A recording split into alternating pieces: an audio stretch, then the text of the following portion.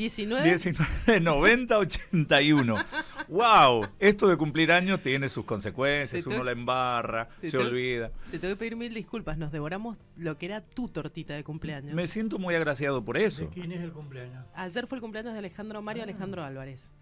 No te vamos a decir cuántos cumplió porque él no está todavía muy convencido de decirlo.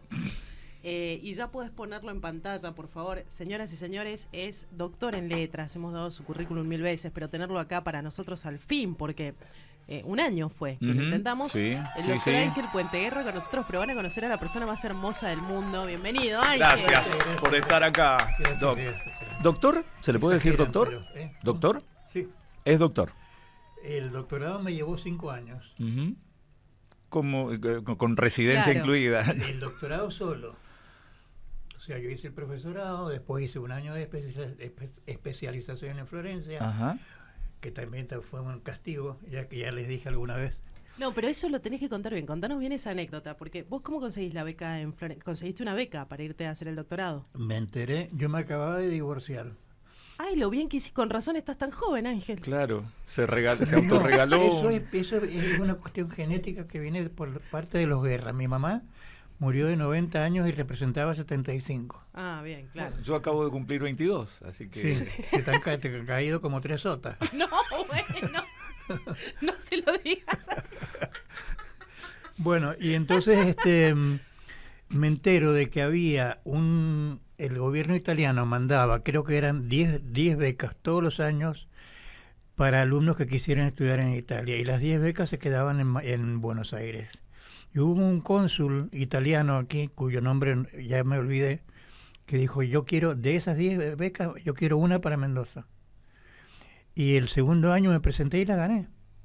Qué locura, Dios mío. Pero para Firenze, además que es la ciudad, es muy subjetivo lo que voy a decir, pero mucha gente piensa lo mismo, es la ciudad más bonita del mundo. Pues sí, yo pienso lo mismo. Es impresionante, es un museo al aire libre. Sí, y además incluía pasaje aéreo, cosa que ninguna beca te paga el pasaje, así que viajé por Alitalia, fui y volví por Alitalia. Qué federal lo de aquel entonces, ¿no? Todas se quedaban allá y hubo que hacer un esfuerzo para que usted pudiera obtener una.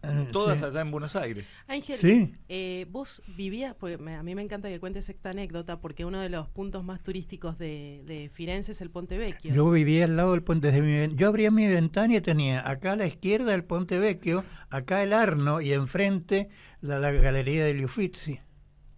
Y puede ser, o yo ya...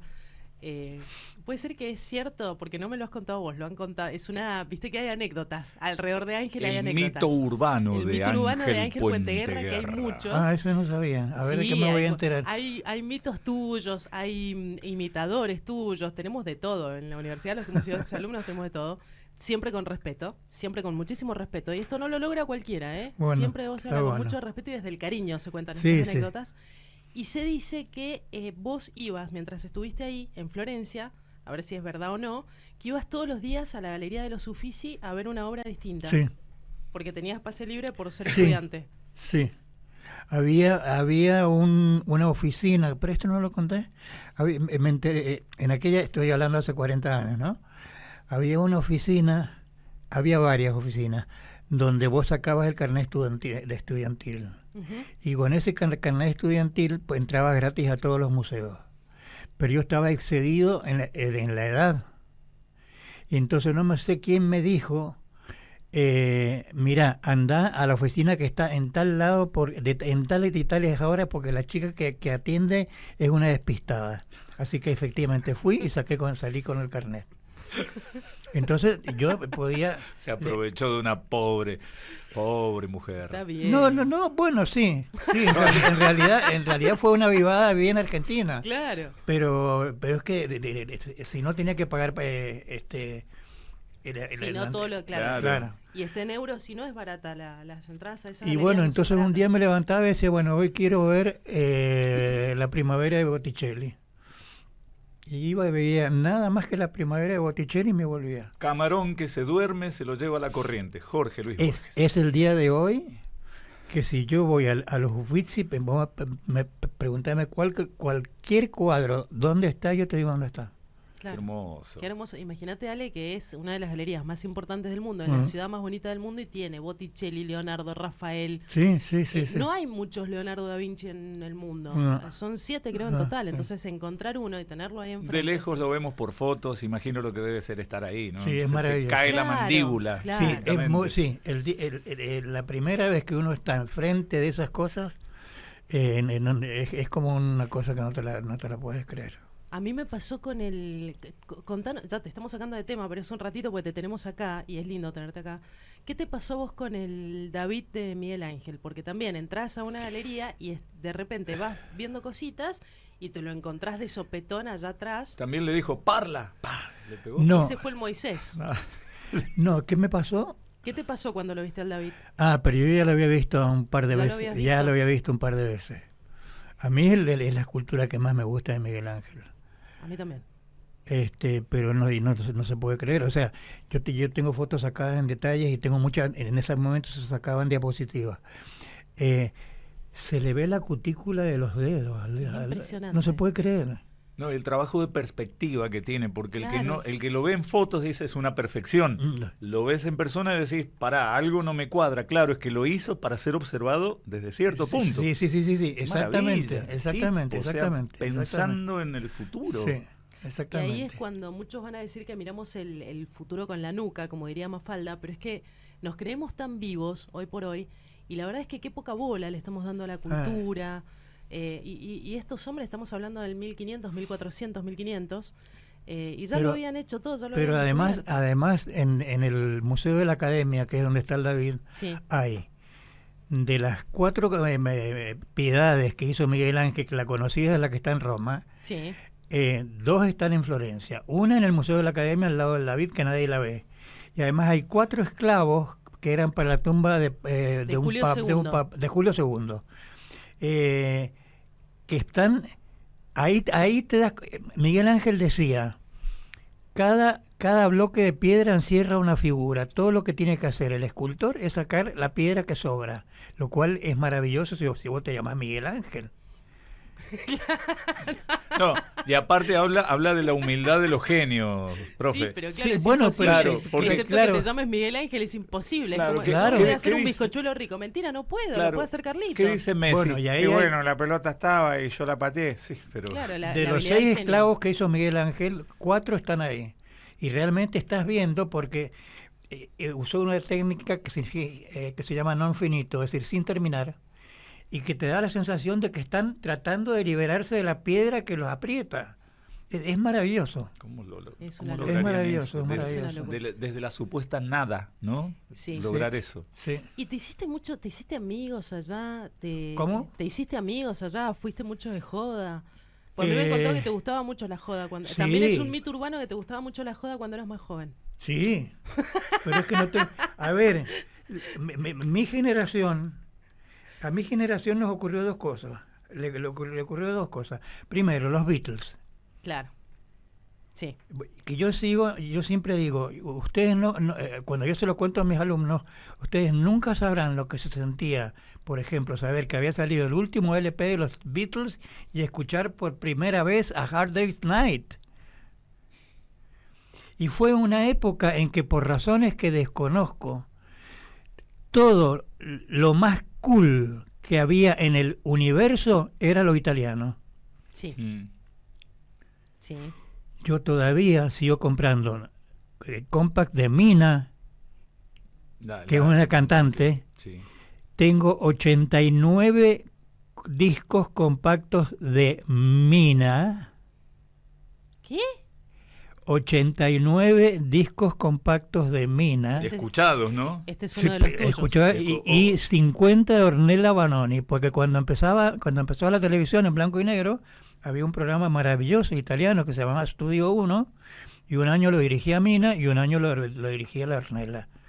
Y hasta el día de hoy.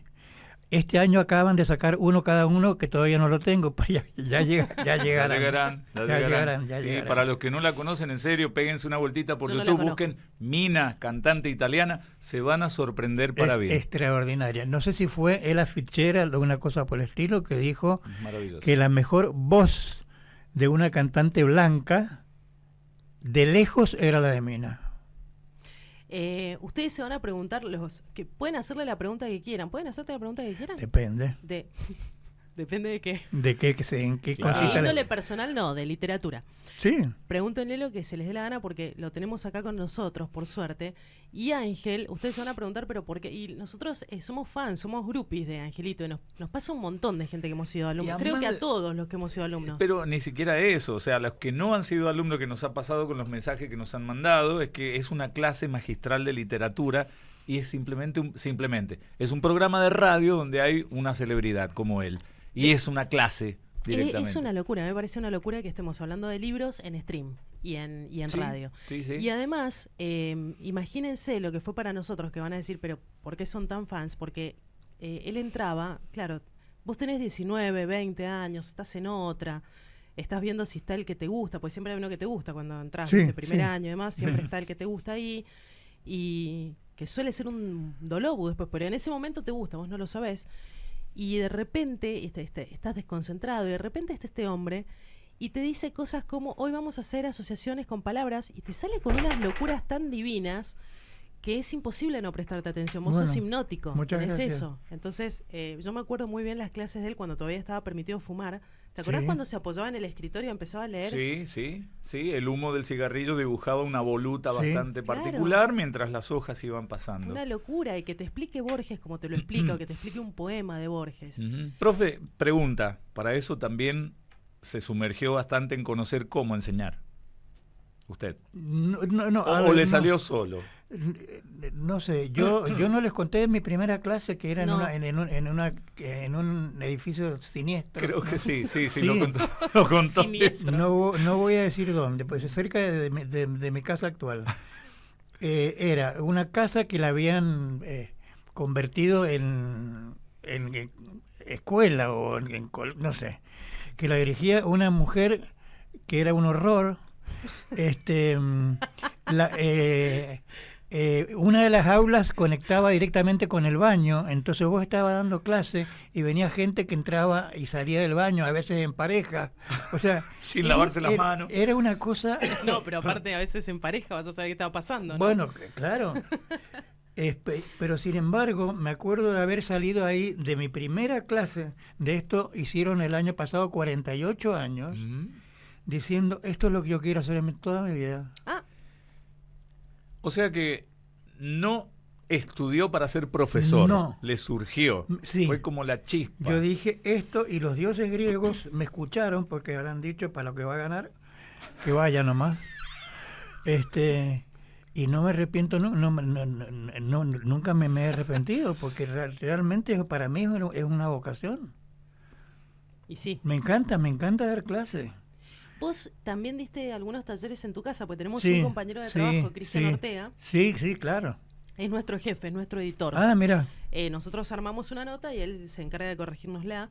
Denle saludos de parte mía. Seguramente te está escuchando porque siempre nos escucha cuando venís y siempre te recuerda y con mucho cariño se pone a escuchar y nos cuenta eso, que tomó clases con vos particulares para escribir. Sí.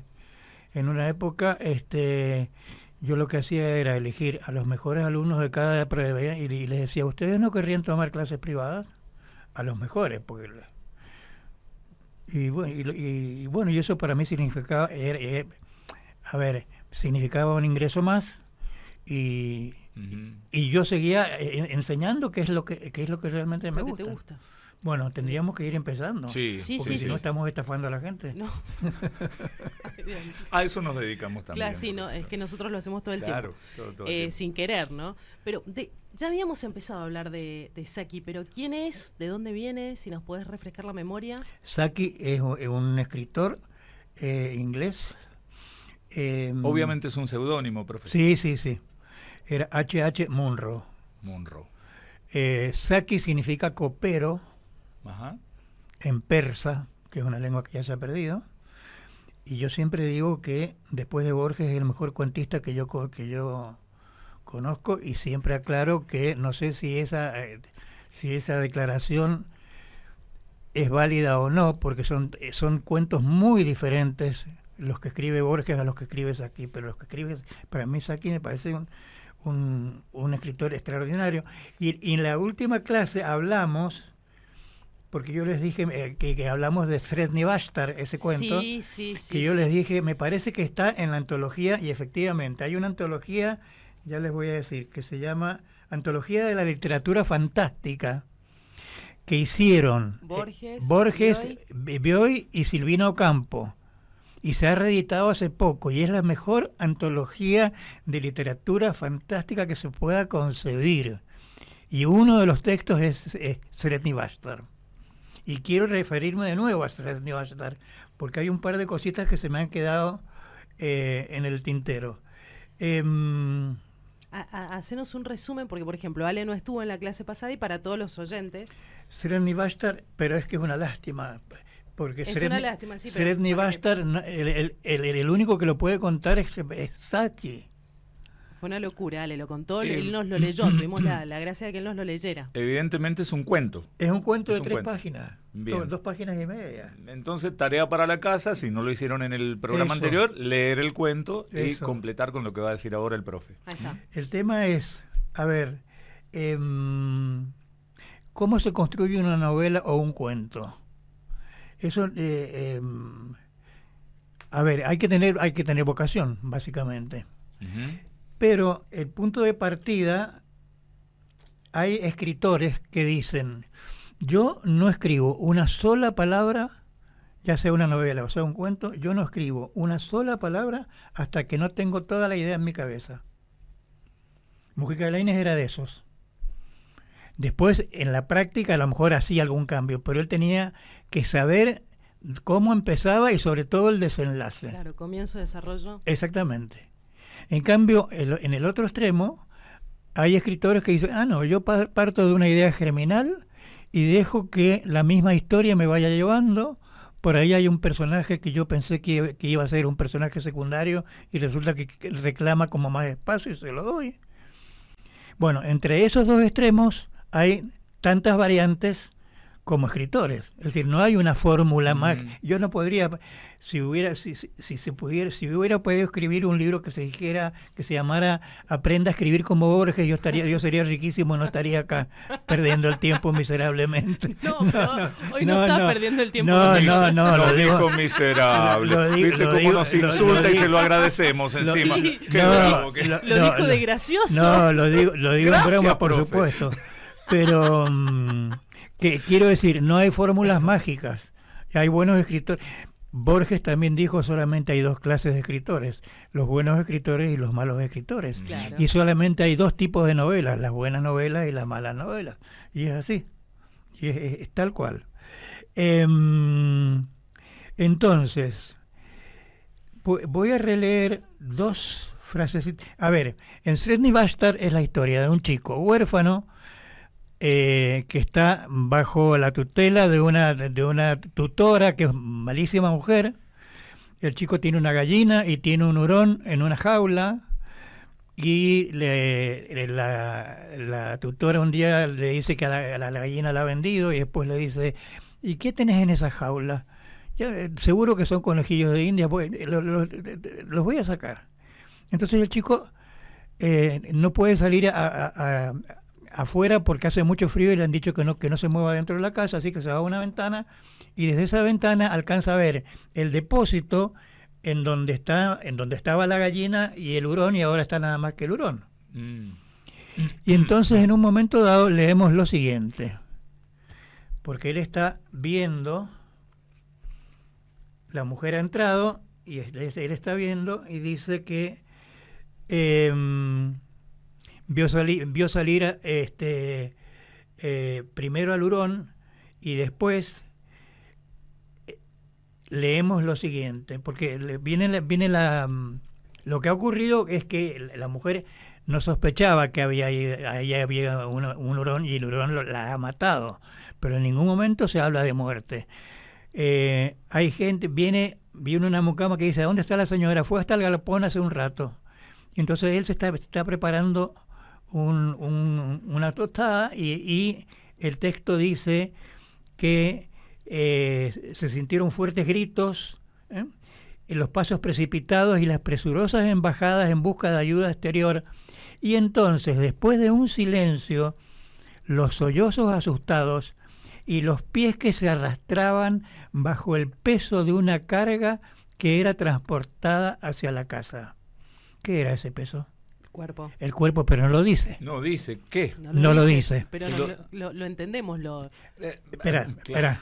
Un ratito antes había salido el hurón, entonces él estaba mirando y dice, llegó el momento en que su mirada fue recompensada. Por esa puerta salió una bestia marrón y amarilla, baja y alargada, con los ojos cegados por la luz del día y con húmedas manchas oscuras en la piel de las fauces y del pescuezo. ¿De qué son esas manchas? De sangre. Pero nunca Sí, dice que es sangre. Claro, y cuando dice monstruo no aclara Pero quién. no solamente no dice sangre, sino que ni siquiera menciona el rojo. Húmedas manchas oscuras en la piel de las fauces y del pescuezo.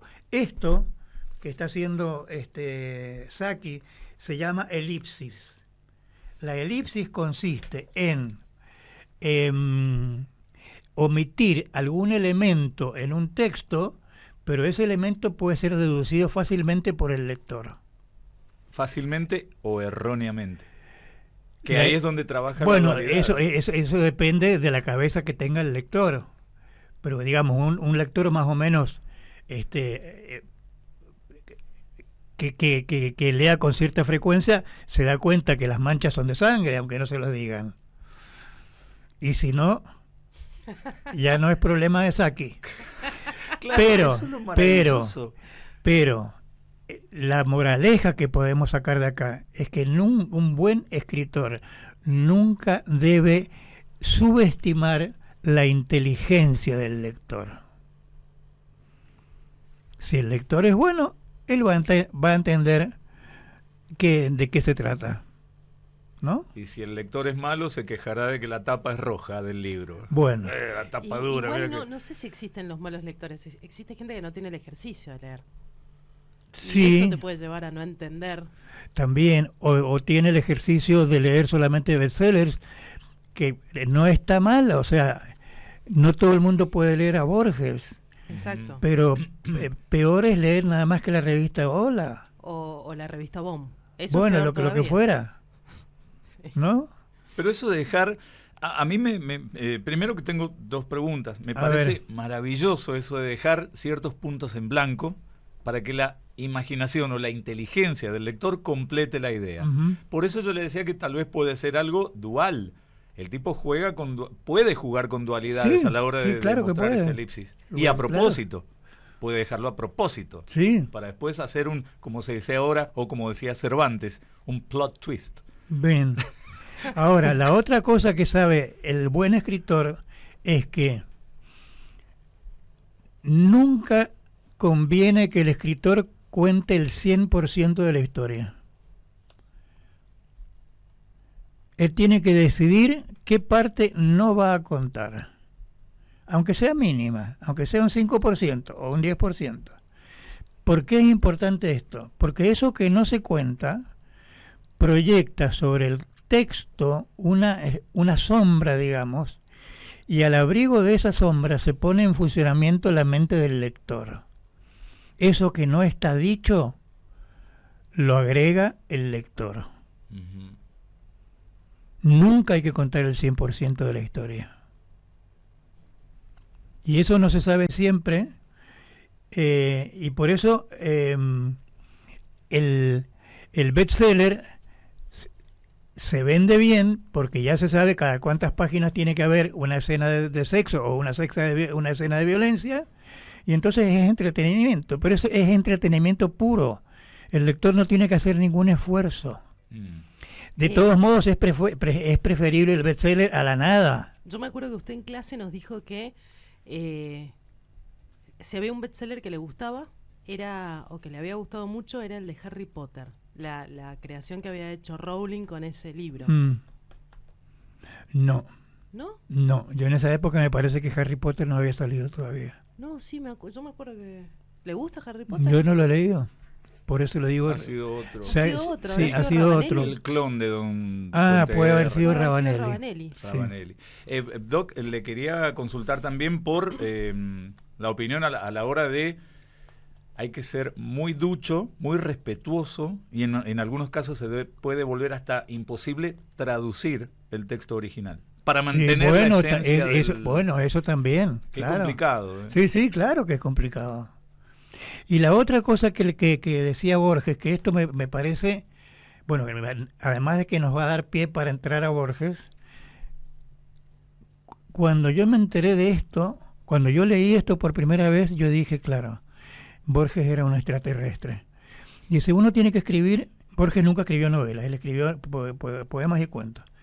Cuando uno escribe un cuento, por ejemplo, lo tiene que pulir y pulir y pulir y pulir y pulir y pulir todo lo que pueda, todo lo que pueda, todo lo que pueda, todo lo que pueda, y después guardarlo en un cajón. Un par de meses, y cuando pasan un par de meses lo vuelve a releer, y ahí salen a la luz cosas que, como ya las he leído tantas veces, no me he dado cuenta de que acá hay alguna falla. Entonces, ahí lo termino de pulir. Bien. Y una vez que está pulido, le incorporo un pequeño error, porque no es bueno que sea tan perfecto. Eso Pero es Borges. Sí, profe. por eso podía decir eso. Claro, porque, claro, ¿quién más va a tener la seguridad de que estaba perfecto si no era él? Claro. Por ejemplo, lo que se conoce como rima interna. O sea, si yo digo, don Ramón descubrió con consternación que tenía una mancha de melón en la mitad del pantalón. Gramaticalmente no hay ningún error. Lo que molesta es el on. Ia, ente, aba. Lo coloco sobre la lata. Bueno, entonces, a lo mejor una pequeña rima interna, porque no es bueno que sea demasiado perfecto. Siendo que él buscaba hasta la sílaba correcta para Bueno, poder acentuar como a él le gustaba. Pero solamente Borges puede llegar a decir una cosa como esta. Bueno, vamos a leer un poema de Borges.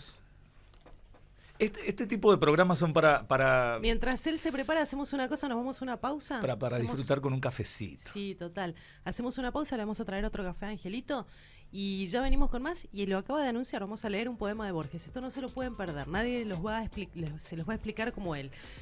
Mensajes que llegaron. Acá estábamos hablando de Cristian Ortega, que le dejó un mensaje. Muchos saludos al gran Ángel Puenteguerra, el mejor profesor universitario de varias generaciones de periodistas.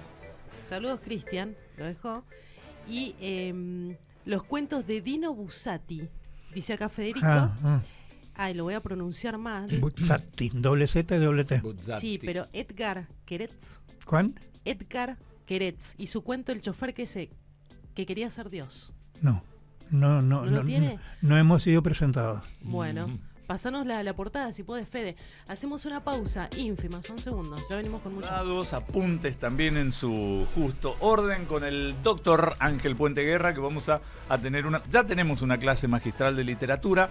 Hicimos un somero paseo por arriba por lo que fue Saki, ¿no? Este autor inglés, que era su seudónimo, y ahora nos sumergimos en ¿qué? En nuestro argentino Jorge Luis Borges. Señor Ángel Puenteguerra. Y vamos a empezar con un poema que se llama Poema de los Dones, que pertenece al libro El Hacedor, que es de 1960. A ver. Nadie rebaje a lágrima o reproche esta declaración de la maestría de Dios, que con magnífica ironía me dio a la vez los libros y la noche. De esta ciudad de libros hizo dueños a unos ojos sin luz, que sólo pueden leer en las bibliotecas de los sueños los insensatos párrafos que ceden las albas a su afán. En vano el día les prodiga sus libros infinitos, arduos como los arduos manuscritos que perecieron en Alejandría. De hambre y de sed narra una historia griega. Muere un rey entre fuentes y jardines. Yo fatigo sin rumbo los confines de esa alta y honda biblioteca ciega.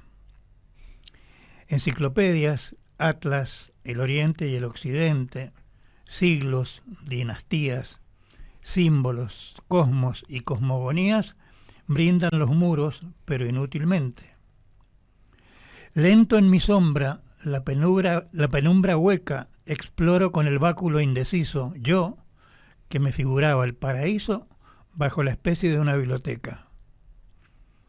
Algo que ciertamente no se nombra con la palabra azar rige estas cosas.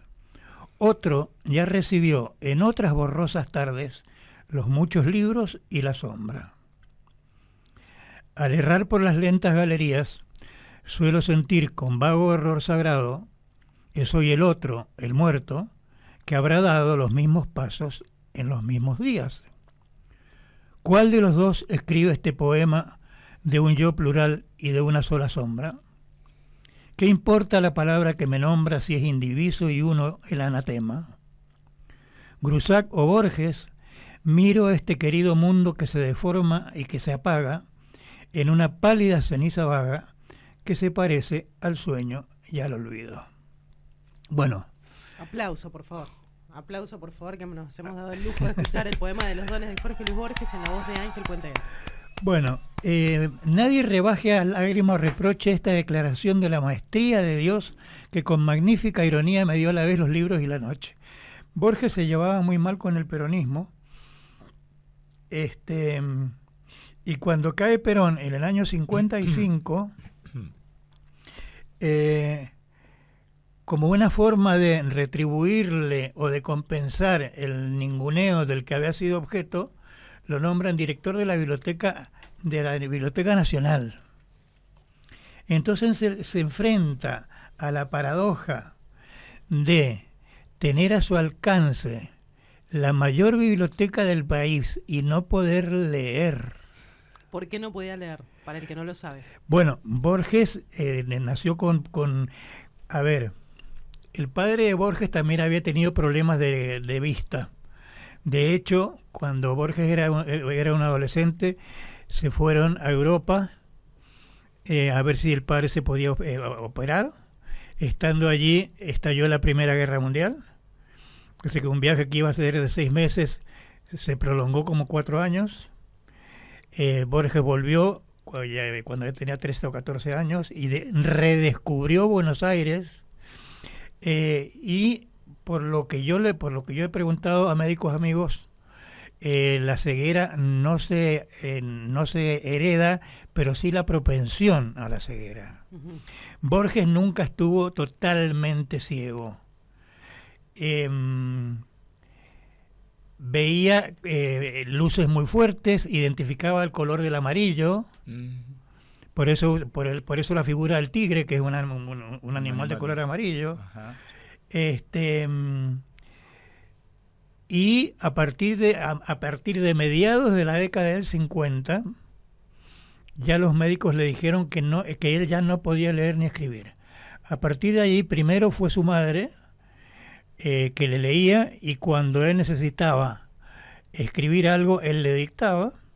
Y es una época en que él cuenta, porque él nunca escribió novelas, escribió poemas, libros y ensayos, cuentos y ensayos, y él después comentaba que durante esa época fueron más los poemas que los cuentos, porque si se le ocurrían versos yendo por la calle, los versos, como generalmente son con rima, eran más fáciles de memorizar hasta encontrar quién se los pasara al papel. ¿Cuántos años tenía cuando él cuando le dicen que no va a poder leer? Y 55, 50. Él había nacido en el 99. Así que más o menos en el 55. Lo curioso es que yo siempre digo que esto ocurre solamente en Macondo y en Argentina. Esto que voy a decir. Borges fue el tercer director ciego que hubo en la Argentina. ¿Pero cómo? Bueno, claro. Porque Macondo la Argentina. Claro, el primer director ciego fue José Mármol, el autor de una novela que fue en su momento muy importante, muy conocida, que se llamaba Amalia. Y en la colección Villiquen apareció. Bueno, esa. Claro. Y el segundo fue Paul Grusac, al cual él menciona acá, que era un escritor francés que se afincó en la Argentina y que terminó escribiendo en castellano y en un muy buen castellano, Ujú. y él lo había predecido, por eso dice Grusac o Borges. O sea, él es el tercer director ciego de la... Impresionante. Y en esa, nadie rebaje a lágrima o reproche esta declaración de la maestría de Dios que con magnífica ironía me dio a la vez los libros y la noche. Y la La noche. oscuridad, la ceguera. Es lo que para el que no conoce mucho de Borges debe preguntarse, esto es una cuestión más técnica, no tanto con la literatura en sí, ¿cómo hacía para...? Porque el escritor que escribe, ve la palabra que no le gusta, la tacha o arruga el papel y empieza de nuevo. Borges tenía todo en su cabeza. Sí. Es como que iba escribiendo en un papel en blanco, imaginándolo como si fuera una pantalla, y dictarlo, Sí. y lograr cosas maravillosas incluso después Sí. de que había perdido la vista, como Sí, usted sí, sí, comentaba. sí. ¿Cómo se hace? Y bueno, Hay porque- que nacer escritor. Sí, y qué escritor. Y qué escritor, además. O sea, que él lo toma como una broma, con magnífica ironía me dio a la vez los libros y la noche. Pensemos que Beethoven era sordo. Ay, estaba Sí. pensando en él, justo. Bueno, chicos, ayer mi sobrino me decía que Helen Keller era imposible que hubiese hecho lo que había hecho. Bueno, ahí está. Helen Keller también. Vos tenés un sobrino de qué edad. 14 años. ¿Para ¿Y 15? sabe quién es Helen Keller? Sí, pero no se crió acá. Él vive en Chicago. Está acá de vacaciones. Ya han leído a Shakespeare. Bueno. Perdón. Y lo han entendido. Bueno, Pero entiendo. bueno. Mirá, es como si fuera Borges. Me puse re No, triste, claro. Es que te lo dice serio. Sí. Pero si lo... si escuchas... ¿Cuántos años tiene tu sobrino? 14. ¿Y conoce a Helen Keller? No, es que no es Fue un común. análisis de la O sea, realidad. Para la gente de mi edad, sí. Porque yo cuando Helen Keller estaba viva, yo también, yo claro que estaba vivo, pero que es al revés. Yo la conocí y yo digo, qué maravilla esta mujer que podría haberse convertido en un objeto y sin embargo aprendió. Es una cosa extraordinaria. Entonces, esto es como una broma cósmica. Dice, en vano el día le prodiga... Perdón, voy a leer las estrofas 2 y 3. De esta ciudad de libros hizo dueños a unos ojos sin luz. Ahí está de nuevo la misma idea. Que solo pueden leer en las bibliotecas de los sueños los insensatos párrafos que ceden las albas a su afán. En vano el día les prodiga sus libros infinitos, arduos como los arduos manuscritos que perecieron en Alejandría. Como todo el conocimiento que perdimos. Exactamente. Bueno, y acá está, porque a ver,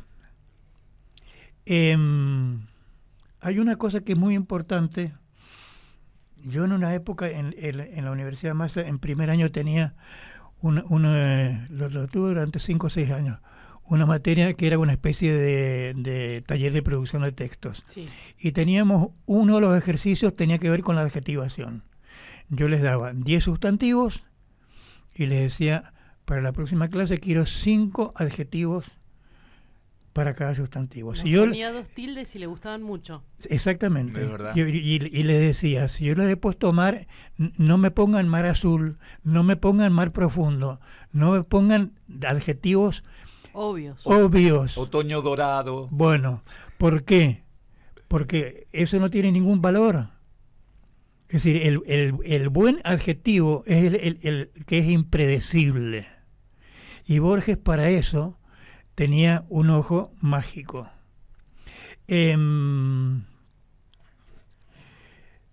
A ver, ¿por qué quería decir yo esto? Aquí hacer alusión a Alejandría. Alejandría fue una ciudad egipcia que se encuentra en la costa del Nilo, en el delta del Nilo, que fue fundada por Alejandro Magno en más o menos en el 330 creo que es antes de Cristo. Y siempre se habla del incendio de la biblioteca de Alejandría. En realidad hubo varios incendios, pero lo que sí es cierto, no fue uno solo, pero lo que sí es cierto es que se considera que en esos incendios desaparecieron muchos libros que se sabía que existían porque otros autores los habían mencionado y que no han llegado hasta nosotros. Pergaminos, millones y millones. Claro. ¿No? Entonces el tema es... Pero aparte de ese tipo de conocimiento, porque estamos hablando de quizá la civilización más avanzada. De esa época. Nos pasan el trapo ahora, no te creas. Viene un egipcio ahora, ¿sabes cómo nos pasa el trapo? ¿Qué hemos aprendido que no sea por ellos o por los romanos? No estaríamos preguntándonos o viendo documentales a ver si las pirámides las hicieron los aliens o los seres humanos. Capaz que ahí se explicaba cómo fue el desarrollo, el nacimiento de tal o cual, por qué la escritura cuneiforme para empezar a escribir, por qué ahí... Tal cual. Un montón de datos que ahora los estamos armando como rompecabezas que se les perdieron las piezas. Bueno, pero además... Borges utilizaba, y esto es un rasgo muy característico suyo, una figura que se llama hipálaje, con H y con G. ¿En qué consiste la hipálaje? La hipálaje consiste, tiene que ver con la adjetivación, por eso empecé hablando de los adjetivos. La hipálaje consiste en desplazar un adjetivo para que en lugar de modificar al sustantivo al que lógicamente debería modificar, modifique a otro sustantivo que está muy cercano al primero. Ejemplo. Meticuloso, por favor. Por ejemplo, en vano el día les prodiga sus libros infinitos, arduos como los arduos manuscritos que perecieron en Alejandría. Arduos. Los manuscritos no son los arduos. Lo que es arduo es el trabajo que tiene el que va a leerlos. ¿Ok? Impresionante, sí. Bueno. De hambre y de sed narra una historia griega, muere un rey entre fuentes y jardines. Yo fatigo sin rumbo los confines de esa alta y honda biblioteca ciega.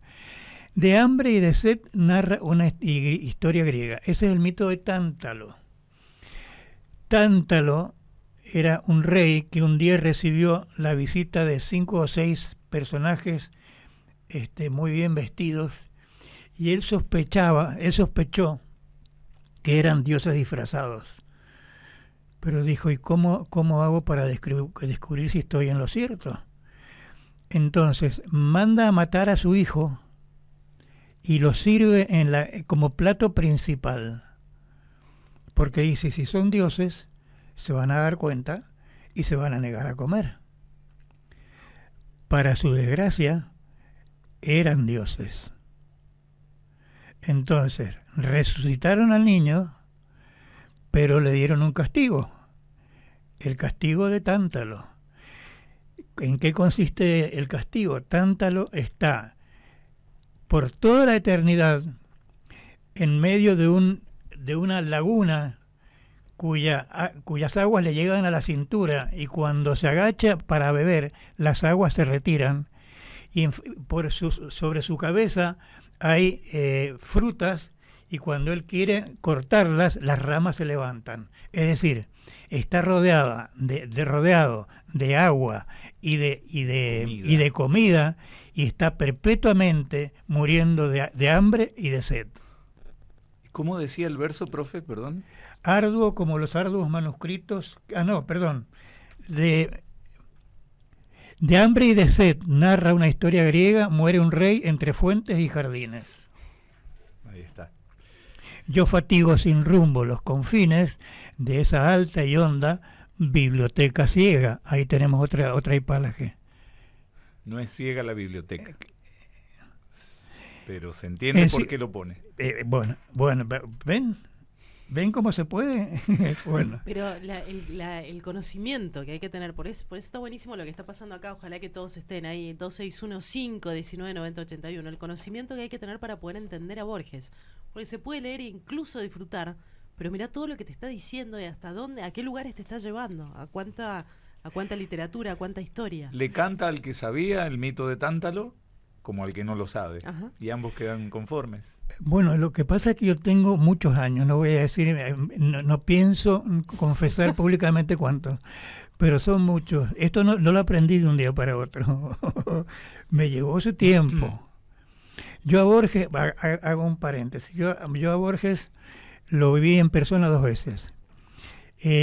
La primera vez, yo debo haber tenido unos 16, 17 años y vino a dar una charla.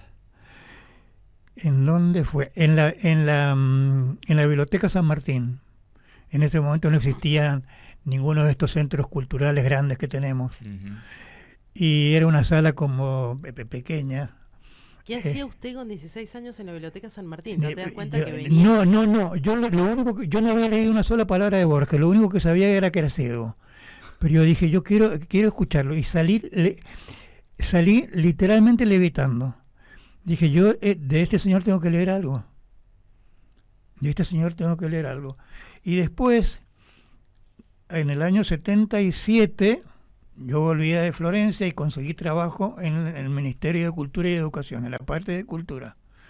Y decidieron organizar una feria del libro. En ese momento, el único profesor de literatura que había allí era yo. Entonces me preguntaron, ¿a quién habría que traer? Bueno, habría que traer a Borges, habría que traer a Mujica Lainez, Cortázar no, porque vive en París, pero podríamos traer a Marco de Neves, y bueno, hicimos una lista. Entonces, Tranquilos nombres que tiró Angelito, ¿no? Y bueno. Está bien, ¿no? Sí, digo. Le claro, preguntaron y él sugirió. Él sugirió, claro, está bien, claro. En uno de los viajes que yo tuve que hacer para organizar, ya no me acuerdo qué, me dice la que era la subsecretaria, llámelo a Borges por teléfono y dígale que hemos cambiado, porque Borges dijeron que sí. Se les mandó carta a toda esta gente, y lo sé porque las cartas las hice yo, diciéndoles que se iba a hacer esta feria del libro, bla, bla, bla, y se los invitaba, se les iba a pagar pasaje en avión, se les iba a pagar estadía en el Hotel Plaza, etcétera, etcétera, etcétera, y cuánto pedían de honorario, de honorario. Todos los que contestaron dijeron que honorario no les hacía falta. Bien. Lo cual habla bien de la gente, ¿no? Entonces yo tenía que ir a hacer no sé qué trámite en una editorial, y me dice la que era su secretaria en ese momento, llámelo a Borges y dígale que hemos corrido una semana la feria del libro. Y yo cuando iba en el avión dije, yo lo voy a ir a ver a Borges. ¿Cómo me voy a perder esto? Yo me lo imagino como una Swiftie hoy, ¿viste? Sí, con una el de las cartel. fanáticas ¿Esto no se lo de había One contado Direction. nunca? No, bueno. No, creo que La no. cuestión es que llego a Buenos Aires y lo Espere, llamo. ¿Cuál era, perdone que lo interrumpí, cuál era su puesto en cultura? Yo era un pinche. Pero era el único profesor de Yo literatura acababa, a mano. a ver, claro. a ver, Él mismo. no, yo ya tenía mi título, yo era licenciado en letras, Sí, y venía de un año en Florencia. sí. Bueno, entonces lo llamo a Borges, entonces, hola, ¿con quién hablo? Y siento una voz que me dice, Borges. Que yo siempre cuento lo mismo, y con las mismas palabras, que yo lo que escuché fue, Dios. Entonces, bueno, le expliqué, ¿Usted cuántos años tenía? y yo debo haber tenido 20 y pocos, 25, una cosa por el estilo. Imaginá. Entonces le digo, ¿cuándo podría ir? Pues, ¿le viene bien mañana? Sí, cómo no, bueno, mañana a tal hora. Y en ese momento me doy cuenta que yo no había llevado cámara y no había llevado grabadora. Pero yo en Florencia había conocido a un amigo, me hice amigo de un porteño que vivió en Buenos Aires, y lo llamo y le digo, Guille, ¿querés conocer a Borges? Y bueno, el premio es una cámara fotográfica. Entonces él fue con su cámara, sacó fotos, después esas fotos se perdieron, después las recogió. No. Después Piatti me las arregló, parece sacada antes de ayer. Menos mal. Bueno, Antes de ayer. pero bueno, entonces Marcelo Piatti, que fue compañero nuestro, un gran abrazo. entonces fuimos allí, entramos, nos hicieron pasar. ¿Y usted cuando estaba entrando a la casa de Borges, cómo iba usted? ¿Usted Calle- iba calle flotando? Maipú. ¿Cómo? Calle Maipú. de En la Buenos calle, Aires. sí, en la calle Maipú. Muy cerquita de la Galería del Este, que en ese momento era la zona la zona más paqueta de Buenos Aires. Y entonces, y lo del gato también, que a lo mejor se los he contado. Bueno, viene Borges, mi amigo Guillermo sacó un montón de fotos, y la foto que yo tengo, bueno, yo elegí la mejor y Piatti me la arregló y la tengo enmarcada. Si vuelvo les voy a traer la foto para que la vean. Y el gato de Borges se me subió a las piernas y empezó a ronronear. Y yo en mi casa nunca había habido gatos, así que yo no sabía si eso era bueno o era malo. ¿Cómo lo apago, Borges? No, entonces siento que Borges dice, el gato se llamaba Beppo. Dice, Beppo, gusta de usted, esa es buena señal. Así que yo le acariciaba al gato, como dicen, quédate como acá, si por fuera favor. la lámpara No, de claro, por supuesto. Claro, Si lo dice Dios. claro, lo vas a hacer Y que se entonces vaya el gato. estuvimos hablando. Borges guardaba muy buenos recuerdos de Mendoza, porque su amiga Susana Bombal, Ah, sí. de San Rafael, Sí, sí. que es ¿Dónde está el laberinto? donde está el laberinto, exactamente. Hay todo un museo dedicado a la estancia de Borges. Y Ahí también. si no han ido hay que ir a ver, ese laberinto es maravilloso. Sí, ese pero laberinto. también la casa donde están los recuerdos. Sí, profe, sí, es muy sí. bonita.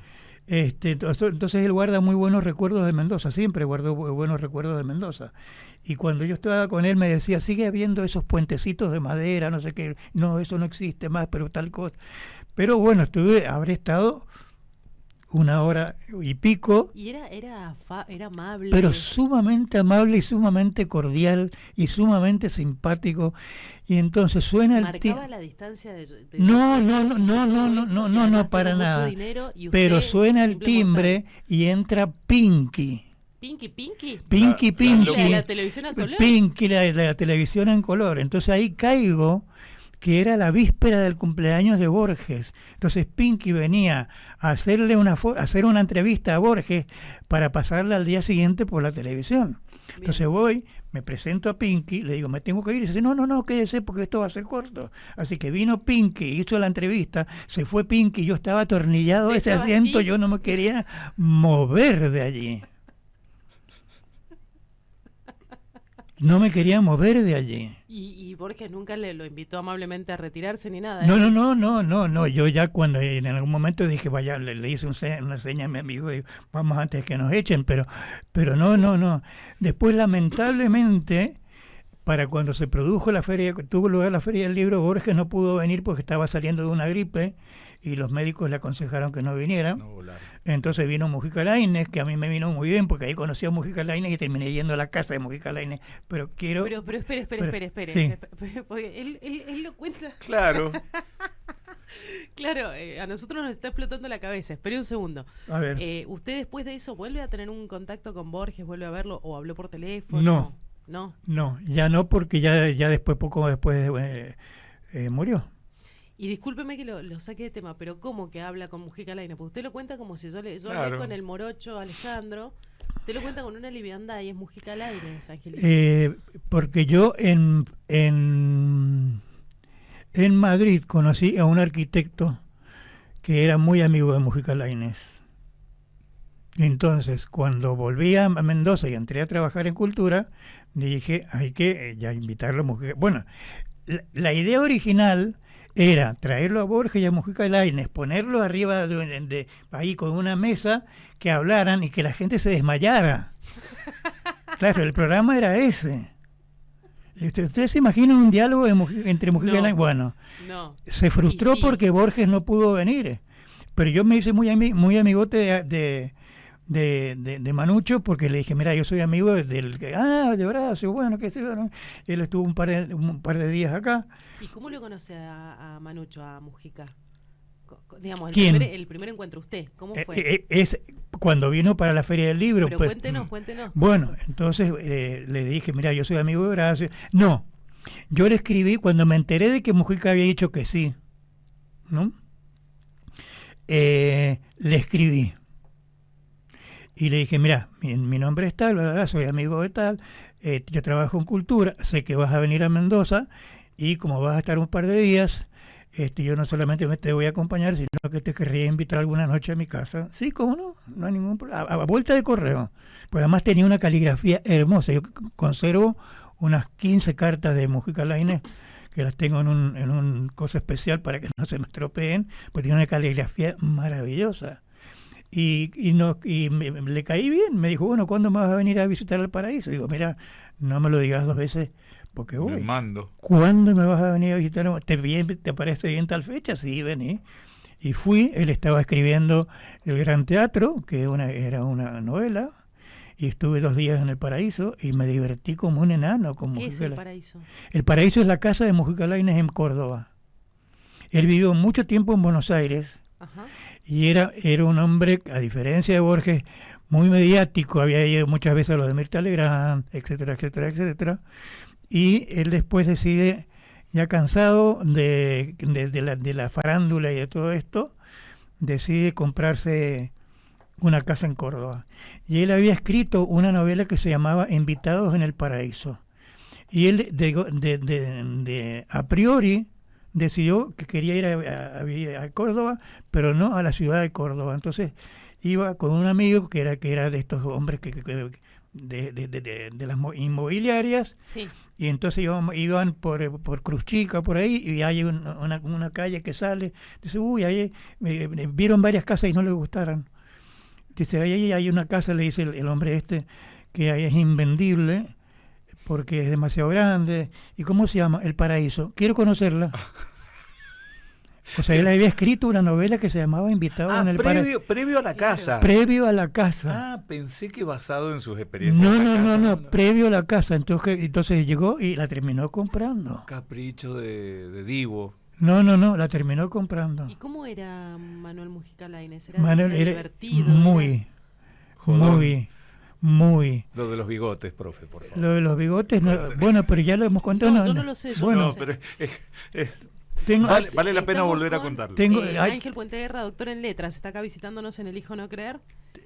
Sí, bueno, después volvemos a Borges, prometámoslo sobre la Biblia. Por favor. Hay 2 anécdotas. ¿Cuál era? El de los bigotes. Cuando estuvo acá, claro, en esa época, la única sala importante era la de la Biblioteca San Martín. Entonces fuimos, él era muy mediático, todo el mundo lo conocía, así que estaba lleno de gente, se cansó de firmar autógrafos, y había una autoridad del gobierno, cuyo nombre piadosamente, de su nombre me voy a olvidar, una señora que tenía bigote. Y cuando íbamos saliendo, allí está Manucho. Y cuando íbamos saliendo, iba la mujer en el medio, Manucho de aquel lado y yo de este, y siento que Manucho le dice, señora, se podría haber afeitado para venir a mecharle. Y yo sentí que se me iba la sangre del cuerpo. Yo siempre digo que las canas que tengo me salieron todas ese día. Y la mujer me le dice, ¿cómo dice? No, que me han dicho que ahora vamos a un copetín y yo no sé en qué vamos a ir. Ah, sí, no, seguramente va a haber un coche de la gobernación. Y efectivamente, bueno, cuando llegamos a la vereda, el coche no estaba, la mujer me dice, Ángel, ¿usted se puede quedar? Y digo, sí, ¿cómo no? Entonces la mujer se va. Le digo, Manucho, ¿qué ha hecho? Dice, pero vos no le viste el bigote. Sí, claro que sí, pero ¿cómo no se lo voy a ver? Pero esas cosas no se dicen. Yo sí las digo. Y el otro, la otra cosa muy bonita, que esa la contó Manucho acá en Mendoza, a mediados creo que fue en el año 47, me parece. Manucho estaba, me acuerdo, ya estaba trabajando en el Diario de la Nación, trabajó muchas décadas en el Diario de la Nación. Entonces el diario lo manda a Francia para que haga una crónica de la Europa devastada por la Primera Guerra. Uh-huh. Estando en Francia, él se entera de que el Premio Nobel de Literatura se lo han dado a Gabriela Mistral, chilena, a la cual Mujica Lainez había conocido en la casa de Victoria Ocampo. Entonces manda un cable a Buenos Aires. ¿Quieren que me vaya hasta Estocolmo? Váyase hasta Estocolmo. Así que se fue hasta Estocolmo y estuvo presente para hacer la crónica de la entrega del Nobel a la literatura, a Gabriela Mistral. Bien. Resulta que ese mismo año ganó el premio Nobel Alexander Fleming por la penicilina. Y parece que Alexander Fleming era parecido a Manucho. Ay. Entonces, él contaba que los suecos son como muy fan, claro, una vez al año, con el tema del premio Nobel, se les llena la ciudad de gente famosa. Claro. Y entonces lo confundían y le decían, señor Fleming, me firmaría un autógrafo. Entonces me firmé un montón de autógrafos y en algunos casos puse frases. Por ejemplo, penicillin will save the world. Y a mí me divierte mucho pensar que hay un montón de suecos que creen que tienen la firma de Fleming y la firma era de Manucho. Eso me parece una preciosura. Pero uno por la humildad y Sí. el otro por la travesura de seguir siendo un niño, sí. ¿no? Aparte, se te tiene que ocurrir. Porque otro diría, no, mire, yo no soy... Sí, claro, como quiere que le firme. Pues yo la firmo, le pongo... Qué maravilla, Dios mío. El No, talento sí, la argentino, verdad es que realmente es maravilloso. Ángel, ¿tiene tiempo de leer nosotros? Nos quedan 9 minutos de programa. O le Bueno. estamos poniendo mucha presión. No, lo que no vamos a terminar es de analizar. Bueno, Pero ¿quién dijo que a Borges hay que analizarlo en un día? Nada no, más? bueno, por eso podemos seguir el análisis un poquitito y después pasar el resto para la... Googleé la cara de Fleming y sí, hay un aire importante. Hay un aire a Manucho. Claro, García. que en aquel momento... Manucho Mujica Lainez. Sí, Sí, en sí, aquel momento... ahí. Yo no había visto nunca fotos de Fleming, no se me había ocurrido. ¿Vio cuánto aprende usted acá, profe? Sí, claro, es que Venido a él a aprender. siempre se aprende. Bien, entonces, hablábamos del mito de Tántalo, ¿no? Que es el mito de Tántalo además aparece en la... ¿Cómo es? En la Odisea, Ah, en el libro 11 de la Odisea. Entonces, yo fatigo sin rumbo. De hambre y de sed narra una historia ciega, una historia griega. Muere un rey entre fuentes y jardines. Yo fatigo sin rumbo los confines de esa alta y honda biblioteca ciega. Biblioteca ciega, ahí tenemos otra hipálaje. ujú. Enciclopedias, atlas, el oriente y el occidente, siglos, dinastías, símbolos, cosmos y cosmogonías brindan los muros, pero inútilmente. Fíjese que en esta estrofa lo que está haciendo es que estos libros representan la suma de la sabiduría humana. Es decir, cada elemento tiene un carácter global. La biblioteca contiene toda la cultura de las grandes civilizaciones, tanto de Oriente como de Occidente. Las enciclopedias son un compendio de todas las ciencias. Los atlas abarcan todos los países, ¿no? Lento en mi sombra, la penumbra hueca, exploro con el báculo indeciso. Yo, que me figuraba el paraíso, bajo la especie de una biblioteca. Báculo indeciso. ¿Qué es un báculo? Un bastón. Es un bastón. Pero ¿cuál es la diferencia entre el báculo y el bastón? El bastón es para apoyarse, supongo, y el báculo es... No la sé, voy a zanatear. Sí. Hay una diferencia en la forma. ¿El báculo tiene una forma de signo de pregunta en la No, punta? tiene el extremo que se agarra con la mano es curvo. Es curvo. ¿Y por qué es curvo? Ahí no lo sé, profe. Porque los báculos los usaban los pastores para agarrar por el cuello a las ovejas. ¡Ay, Dios mío! No, venga todos los días. No, voy a venir día por medio. Eso es sinónimo de bastón.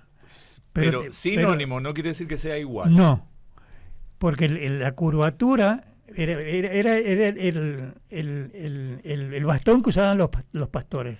¿Mm? Báculo indeciso. Báculo indeciso, ahí tenemos otra hipálaje. No es el bastón indeciso. Indeciso es quien lo lleva. Ujú. Y lo lleva porque no ve bien. Claro. El báculo Por eso indeciso. va indeciso. Ven que ya han aprendido a identificar las hipálajes. Mire todo lo que hemos logrado. La luna helada, por ejemplo, ¿podría ser una hipálaje?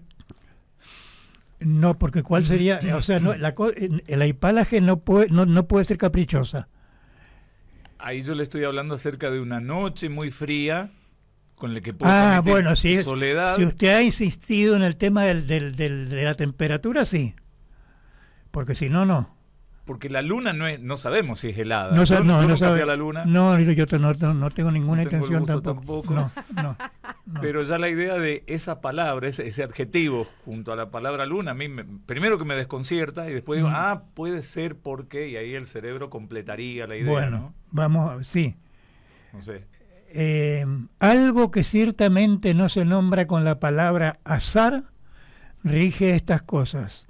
Otro ya recibió en otras borrosas tardes los muchos libros y la sombra. Fíjense, algo que ciertamente no se nombra con la palabra azar.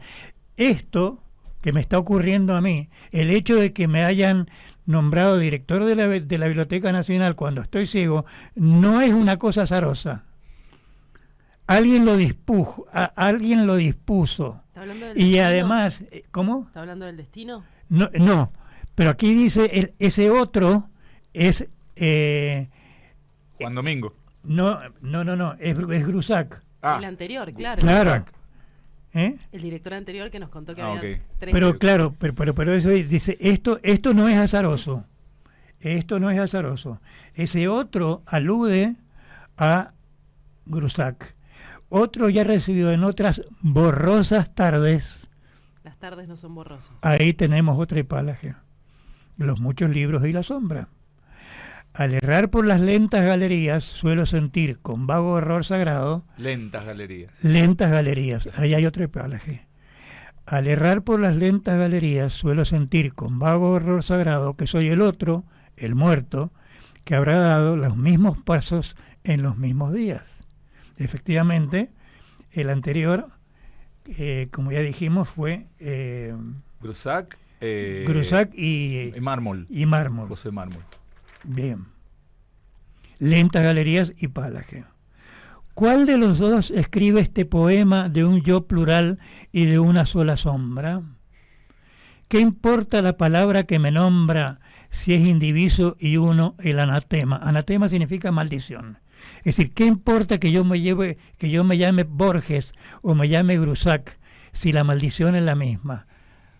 A los dos nos ha tocado ser directores de la Biblioteca Nacional siendo ciegos. O sea, esto no es azaroso. ¿Cuál de los dos escribe este poema?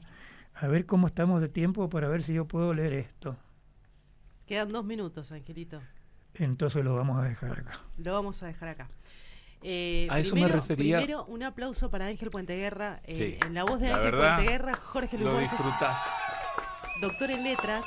Ojalá que recomienden este programa, estamos en YouTube. Y les voy a leer un mensaje que recién respondí, y no lo puedo creer, y me parece fantástico. Mire lo que usted genera, para que se dé una idea. Esto lo ha dejado alguien que se llama Martín. Y dice, buenas tardes, debo contarles que haciendo zapping por el dial, buscando rock, reconocí al profesor relatando sobre Borges y me ha resultado muy grato oírlos. Felicitaciones. Que no son para nosotros, son para usted. Muchas gracias. Y estaba buscando rock y se quedó por Borges. Usted ve lo que Bueno, logra. bueno. No solo es emocionante escuchar a una eminencia en letras, dice Juan José, sino es emocionante escuchar al doctor, como cuando escuchaba las historias que contaba mi abuelo. Un placer y una emoción que no les puedo explicar. Juan José, muchas gracias. Es así. Y acá le han dejado, Fede Ortubia le ha dejado de estos libros que nos había estado recomendando. Ajá. Ahí está, se los vamos a pasar a Angelito. Fede, gracias. Y también Sil, que está manejando y nos ha estado escuchando, así que algunos mensajes que han llegado por usted, Ángel. Bueno, me alegra saberlo. ¿En un mes nos encontramos? En un mes nos encontramos. Profe, una última pregunta como Sí. si fuera el mate del estribo. Sí. Más allá de ir a verlo a usted, tal vez tomar clase con usted y etcétera, pero algún nombre de algún estudioso de Borges que explique cómo leer a Borges en forma didáctica y que nos resulte atractivo la entrada a Borges. No, yo lo que voy a hacer es... espérense. Lo que van a hacer ustedes... Tarea para la casa. Nos dejó tarea, Alejandro. Sí, no, pará. No, es que tengo Pará. acá la bibliografía, creo. Que yo lo San- rendí y lo aprobé, no entiendo A cómo. mí también me fue muy bien en las clases de él. Yo Chicos. creía haber terminado todo. A ver. Acá tienen 2 páginas, 2 carillas. A ver, Le sacamos una foto y después lo pasamos. Espérense, hace poquitito salió, lo vi en Facebook, que en un análisis que hicieron, yo no sé si fue en Oxford o en Cambridge, para ver, digamos, a ver, ¿cómo evaluamos qué peso tiene una escritora? Se evalúa a partir de la literatura que genera esa escritora. Es decir, la obra de Borges son más o menos 1000 páginas, no son muchas páginas. Uh-huh. Pero los libros escritos sobre Borges son incontables. Claro. Y salió hace poco de Harvard o Cambridge, que habían hecho esa investigación, y les había dado primero Borges, segundo el Quijote y tercero Shakespeare. Ah, mirá, primero a la Argentina para ellos, siempre. Tercero para siempre. Primero Borges. Como debe ser. Angelito, yo le puedo pedir un favor caprichoso, ya nos están haciendo, pero le puedo pedir un favor caprichoso. Sí. Hay uno de estos poemas que usted nos ha contado en clase, habla acerca de del agua que pasa sobre el río, que no es el mismo, Heráclito. ¿Puede ser? No lo sé, bueno, lo hablamos. Bueno, que hace referencia a que nunca es el agua la misma. Ah, sí. ¿Sí? ¿Podríamos traerlo después? Sí, creo que ya sé cuál es. Sí. Y sabe que lo del laberinto también estaría re lindo que nos lo cuente. Sí, Borges es inagotable. Lo que pasa es que no quiero dar todo Borges de un saque. Bueno. Porque puede ser aburrido, pero bueno. ¿A usted le parece? En este caso sí, porque como lo hemos dejado a la mitad de un poema, pues tengo que terminar de cerrarlo, pero sí. Ha sido un gusto. El gusto ha sido mío. El último mensajito, otra alumna también, Cecilia Bisotto, dice: qué lindo verlo al profe, decirle que compré un libro de Saki por su recomendación. Bueno, ha dado frutos. Muy bien, me alegra mucho saberlo. Muchas gracias, chicos, por la invitación. No, por favor, muchas gracias por venir, Ángel. Usted no sabe lo que significa, ojalá que lo sepa, todo lo que significa para nosotros, y que esté dando literatura en radio es lo novedoso, ¿no? Porque se habla de tanto, y nosotros también lo hacemos, es todo tan vulgar, que tener esto es lo distinto. Así que gracias por eso. Gracias a ustedes. Vulgar y celular, porque también hay que dejarlo y leer un poco del libro de papel.